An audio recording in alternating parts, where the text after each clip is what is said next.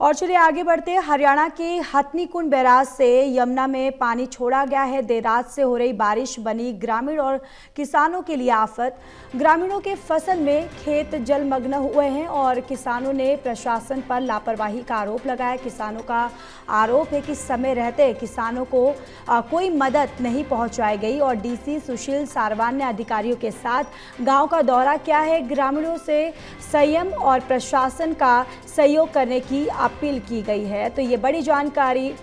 हरियाणा के हथनीकुंड बैराज से यमुना में लगातार पानी छोड़ा जा रहा है और इस बीच जो ग्रामीण हैं, जो किसान हैं, वो काफ़ी परेशान है क्योंकि उनके खेत जो हैं वो जलमग्न हो गए हैं और उनके खेत जो हैं वो पूरी तरह से नुकसान पहुंचा है, जिस वजह से किसानों का ये कहना है, किसान ने साफ तौर पर प्रशासन की लापरवाही पर आरोप लगाया है।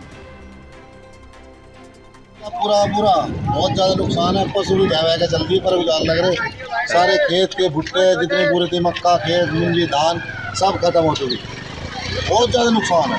कितना नुकसान होगा फिर भी?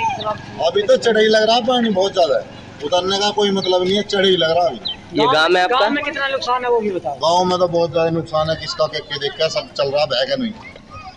बहुत ज्यादा बुरा हाल है। आप इसी गाँव? और इसी खबर पर ज्यादा जानकारी के साथ संवाददाता कविता हमारे साथ जुड़ चुकी हैं। कविता, देखिए लगातार यमुना में पानी जो है हथनी बैराज से छोड़ा जा रहा है और हर जगह पानी पानी नजर आ रहा है। किसान जो है वो काफ़ी परेशान है क्योंकि उनकी खेत जो है वो पूरी तरह से जलमग्न हो गई है। उनका पूरी तरह से नुकसान का यहाँ पर देखने को मिल रहा है, जिस वजह से उन्होंने प्रशासन पर लापरवाही का आरोप लगाया है।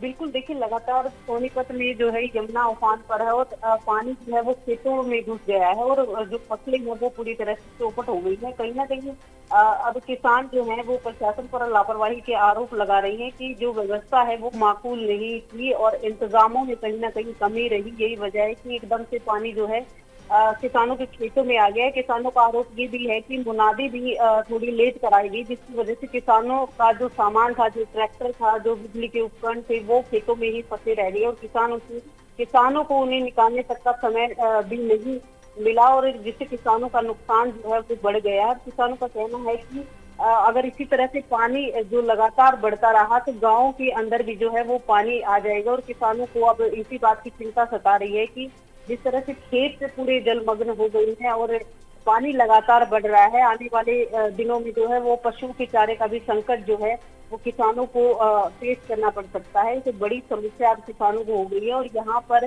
हालांकि लगातार जो प्रशासनिक टीम है वो जो किसानों को ये आश्वासन दे रही है कि हर मुश्किल घड़ी में जो प्रशासन है वो किसानों के साथ है, ग्रामीणों के साथ है। क्योंकि डीसी मौके का मुआयना कर चुके हैं, निरीक्षण लगातार जो है प्रशासनिक अधिकारियों के साथ डीसी सुशील सारवान जो है वो पहुंच रहे हैं और लोगों से संयम बरतने की अपील प्रशासन के द्वारा भी की गई है। जी चलिए कविता, तमाम जानकारी के लिए धन्यवाद।